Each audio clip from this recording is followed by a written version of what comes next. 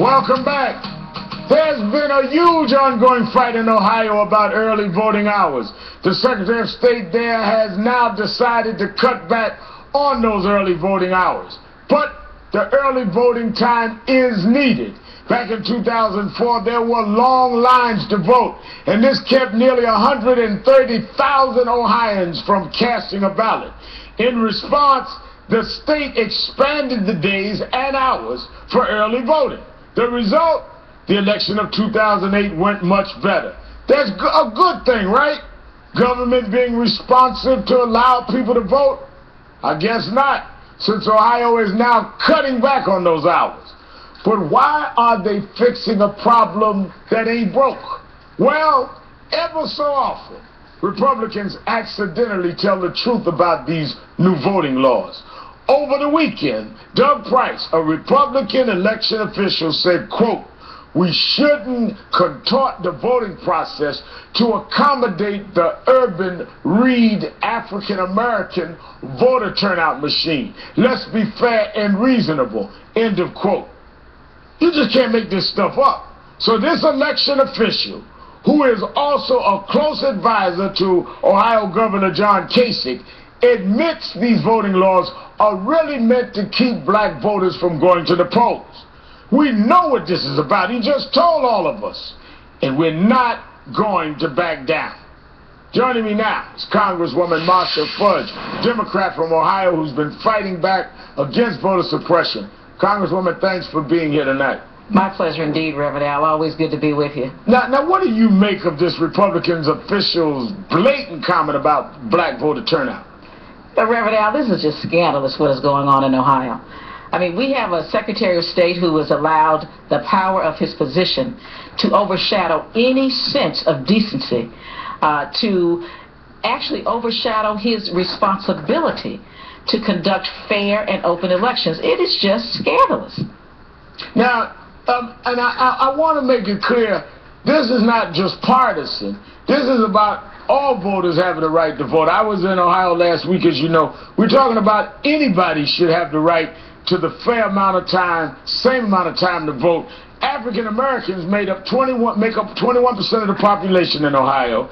31% of early voters were African American, and 82% of all early voters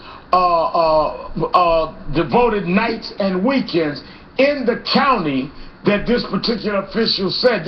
The county this official that I quoted about African Americans was saying this. 82% of the voters that voted early voted on the hours that they're now trying to ban. And the other thing that's so really ridiculous, Reverend Al, is that if we go the way we are today, 197,000 Ohioans will be refused the right to vote. I mean, it will affect 197,000 voted just on weekends at early voting in 2008. And in addition to which, by having the early vote, we saved millions of dollars across the state of Ohio.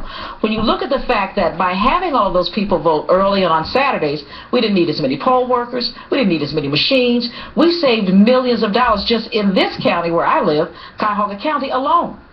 And people felt that they had the ability to vote in a way that was comfortable for them, not something that was dictated by the Secretary of State. Well, but we're advocating open voting and making democracy work all over the world. How do we come to Ohio, Pennsylvania, and other states and now start cutting back on days that were already given to us to vote and hours that were already given? I mean, how do we even think we can justify this? It is the height of hypocrisy. There is no justification for it. There is none.